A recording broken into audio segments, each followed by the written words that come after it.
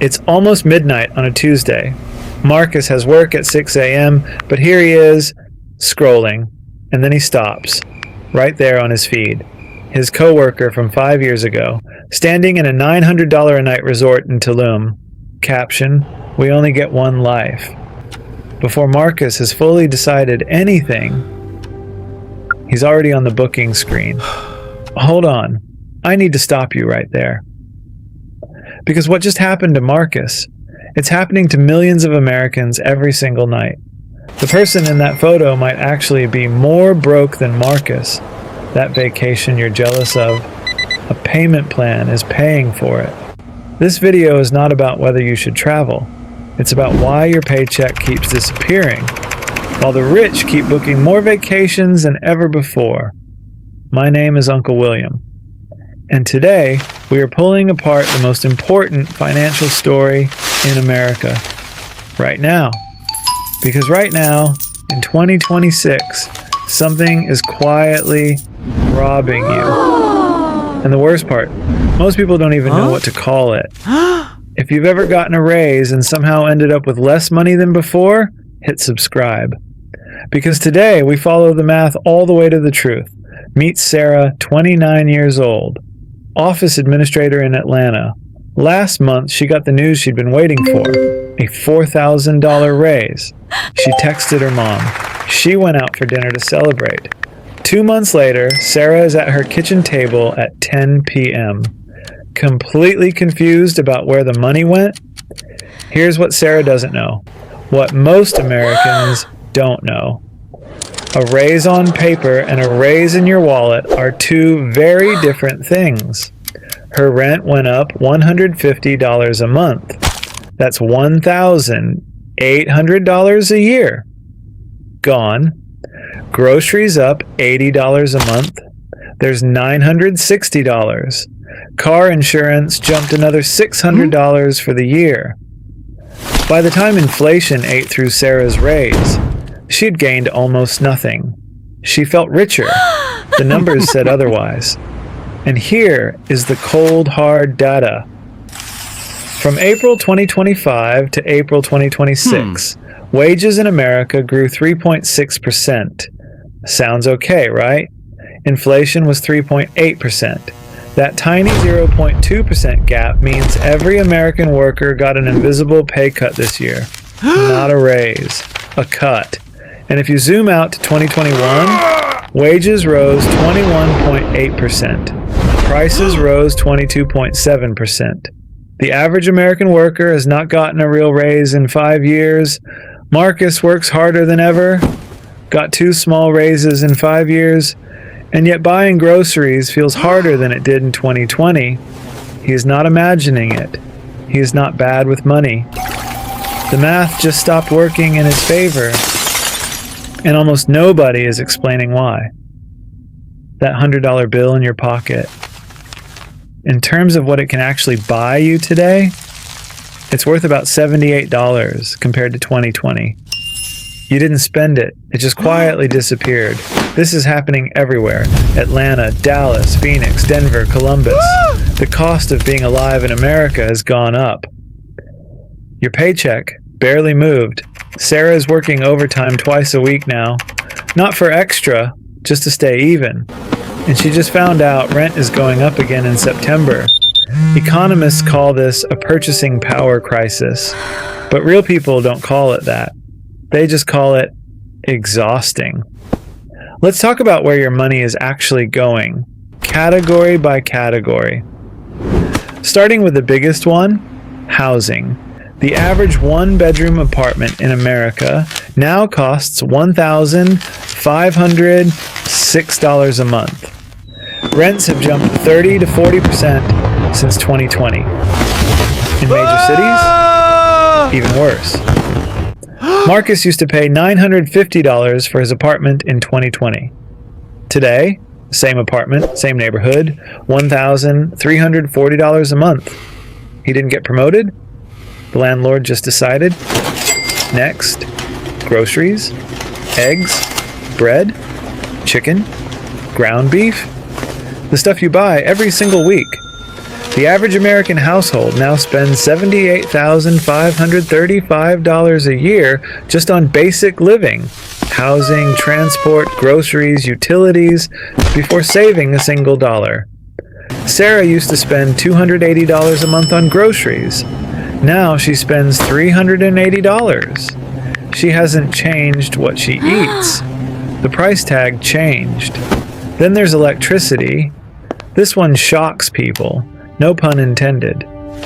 Electricity costs in America are up 38 to 40% since 2020. Marcus paid $94 for electricity in summer 2020.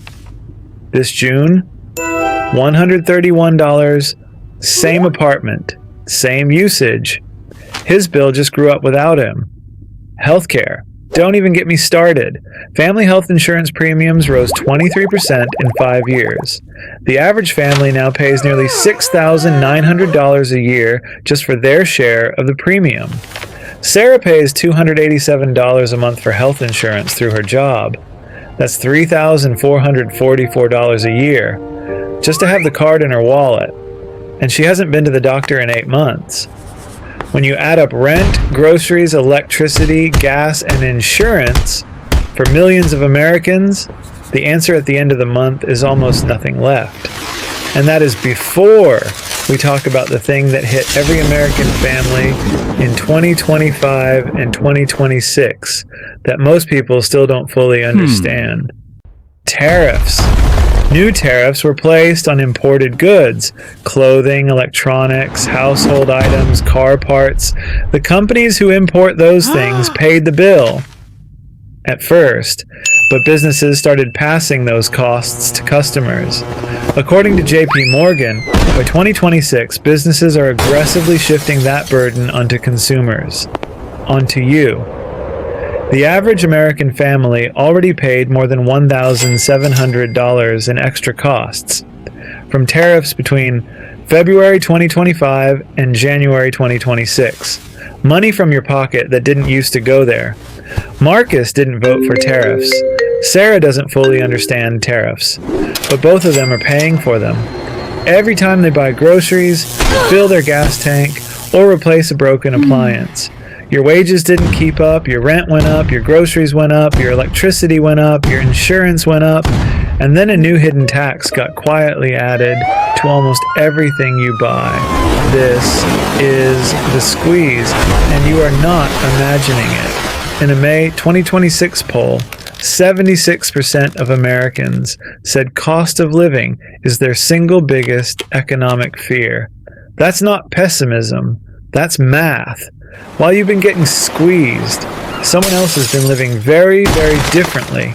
In 2026, the wealthiest Americans, the top 10%, are projected to spend $544 billion on leisure travel. Not a typo. $544 billion on vacations. The average American traveler spends $3,700 per trip. The top 1%.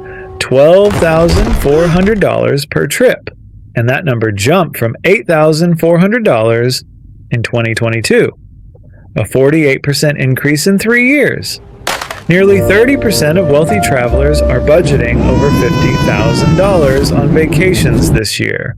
$50,000. That's what many Americans earn in an entire year of full-time work. Sarah hasn't taken a vacation in 2 years. She looked at a long weekend in Florida, flights, hotel, food, $1,800 minimum.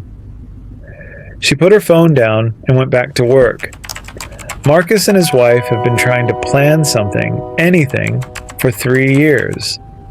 Every time they check, it costs more than before, and their savings isn't catching up. And here's the part that should make you genuinely angry. Luxury hotels in 2025 outperformed every other category. Record room prices, record revenue. The CEO of a company owning Ritz-Carlton properties told investors, when wealthy guests show up, quote, "We get zero price resistance." Budget and mid-tier hotels? Struggling, empty rooms, cutting staff. because regular Americans cannot afford to travel anymore. The travel industry is completely split in two. And then social media pours fuel on the fire. 74% of Americans now pick vacation destinations based on what they see online, not dreams. Comparison. Which brings us back to Marcus, lying in bed at midnight, looking at a vacation he can't afford, feeling like he's failing, when really, the system is failing him. Marcus, Sarah, whoever is watching this right now, you are not lazy. You are not irresponsible. You went up against 15 years of marketing engineered to make restraint feel like deprivation. Of course it got you. It was designed to. The top 10% of Americans now control more than half of all consumer spending in this country. When the economy looks great on TV, it's often because their half is doing great. Your half is a different story. Here's the question, driving millions of Americans absolutely crazy right now. Everything looks fine on paper, but nothing feels fine. Why? Unking. Let me explain something called lifestyle creep and how the system uses it against you. Every time wages go up, even a little, the standard of what a normal life looks like goes up with it. New phone, better gym, slightly nicer apartment, and then prices go up. On top of that, economists call this the hedonic treadmill. You work harder, earn more, but the bar keeps moving. You never get ahead, you just run faster to stay in place. Marcus got a 3% raise last year. He was genuinely happy for about 2 weeks. Then the rent letter arrived. Then the insurance renewal. Then he noticed his weekly grocery run was costing $40 more. His raise evaporated before he could feel it. In a January 2026 poll, 65% of Americans said a middle-class lifestyle is now out of reach. 77% said it is harder to achieve than a generation ago. Your parents' generation could build a middle-class life on one income. House, car, kids, summer vacation. Today, 2 incomes, no savings, still worried about next month. Sarah's coworker just booked a trip to Greece, posted the countdown on Instagram. Sarah didn't know she used Klarna to split it into 4 payments. She just felt left behind. Buy now, pay later. Companies have bragged to their merchant partners that travelers using payment plans spend an average of 48% more. That button is not there to help you. It is there to make you overspend. The feeling of being broke on a decent salary is not weakness. It is the logical result of wages that haven't kept up, prices that haven't slowed down, and financial tools specifically designed to get you to spend before you've thought it through. And once you see the machine, you can start making different choices. All right. Now we get to the part I love, because knowing the problem is step 1. Understanding what to do about it, that's where lives change. Let's use Marcus. He takes home $3,800 a month after taxes. Rent, utilities, groceries, car, and insurance eat $3,380. He has $420 left. Most months, something unexpected takes that too. Most people look at $420 and think, that's nothing. I can't do anything with that. But watch what happens when you protect even a piece of it. If Marcus invested just $200 a month, that's it, $200, into a basic S&P 500 index fund at the long-run average of 8% return, here's what happens. After 10 years, $36,000. Invested value, $36,800. After 20 years, $72,000 invested. Value, $118,000. After 30 years, Marcus invested $72,000 of his own money. The account is worth $293,000. Marcus put in $72,000 over 30 years. The market returned $221,000 on top of that. He didn't get a bonus. No bonus. He didn't inherit anything. He just started. Now Sarah earns more, but she's been spending more too. Lifestyle creep. What if she cut 2 things? the daily coffee shop habit, and one streaming service she barely uses. That's roughly $180 a month. She puts that $180 into a Roth IRA starting at age 29. Same 8% return. At 59 and a half, when she can access it completely tax-free, that account is worth over $260,000. And the money she put in? Only $64,800 of her own dollars over 30 years. The other $200,000, the market built that while she slept.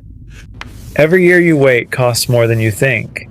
Starting $200 a month at 25 versus starting at 35, same amount, same return.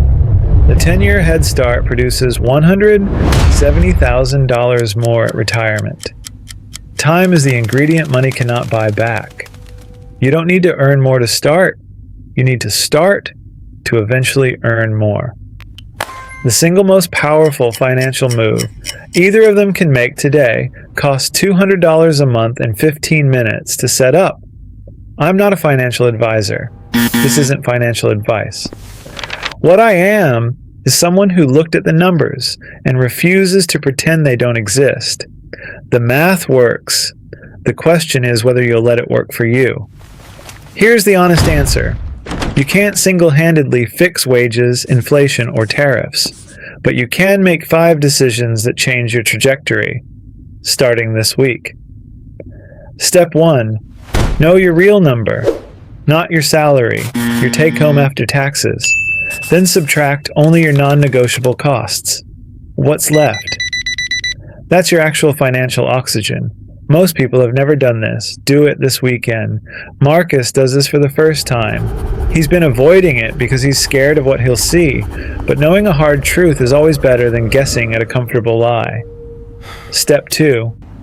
Find one thing to cut and redirect it immediately. I'm not telling you to suffer. Be surgical. Cancel one thing you pay for, but barely use. Move that exact amount, even if it's $50, into an investment account the same day. Sarah finds $65 a month in subscriptions she genuinely forgot about. She sets up an automatic transfer the same day. Not life-changing yet, but starts compound. Step 3. Never use buy now, pay later for anything that's not a genuine emergency. Not vacations, not electronics, not clothes. Every time you see that button, remember, it's designed to make you spend 48% more than you planned. Walk away. Marcus has used it before. He remembers how long those payments dragged on. He closes the tab. Step 4. If rent has become your biggest problem, and for most Americans it has, seriously consider your options. A roommate, a different neighborhood, even a different city. Paying $400 more a month in rent than you need to is paying $400 less toward your future. Some Americans are moving to lower-cost cities and building wealth faster than people who stayed and kept stretching to afford the same zip code. You are not trapped. Permission to think about it. Step 5. And this one changes everything. Automate one investment before you can talk yourself out of it. Open a Roth IRA. Contribute 1% more to your 401k. Set it to automatic. Do not touch it. Let time do the work.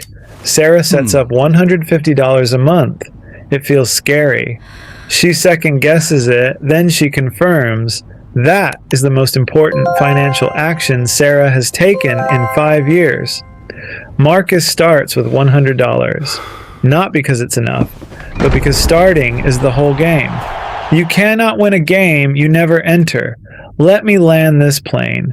I want you to walk away from this video feeling one specific thing, not scared, not hopeless, clear. Millions of Americans are working full-time and still feeling broke in 2026. That is not a personal failure. That is the documented result of wages that haven't kept up and a financial system that profits from your confusion. The top 1% are taking more trips than ever, spending $12,400 per vacation while you're checking if you can afford a long weekend. That is the real story behind those Instagram posts. But here's what I know that the algorithm doesn't want you to know. The most powerful financial weapon you have costs nothing to activate. It's called starting before you're ready with what you have. Marcus started with $100. In 10 years at 8%, even if he never adds another dollar, it becomes $216. But Marcus will add more, because starting changes your relationship with money forever. Sarah started with $150. She's not rich, she's not debt-free, but she made a decision her future self will thank her for, and that is more than most people ever do. You came here because something felt wrong, and you were right. Now you know why. And now, you know what to do about it. If this video made you angry, made you think, or made you feel seen, subscribe right now and leave a comment below. What is your biggest financial struggle in 2026? I read every single one. Your answer might become my next video. The financial system wasn't designed to help you win, but Uncle William was. I'll see you in the next one.